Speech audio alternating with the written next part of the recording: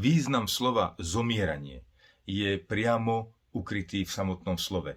Je to zmierovanie. Samozrejme, pred smrťou sa zmierujeme so životom. Ale čo je to zmierovanie? Znamená to vlastne zadanie správnej miery, správne zameranie. Moderným jazykom pred smrťou má prísť vlastne k rekapitulácii nášho života. Pozrieť sa naspäť na naše dielo, ktoré sme za sebou zanechali. Po takejto inventúre by sme mali byť so sebou a svojim životom spokojní. Bez problémov by sme mali odpustiť všetko, čo sa nám nepodarilo, krivdy, ktoré sme spôsobili, aj tie, ktoré boli spôsobené nám. A pri spomienke na to, čo sme dokázali, by sme mali cítiť hlboké, naplňujúce pocity z dokonania celého diela.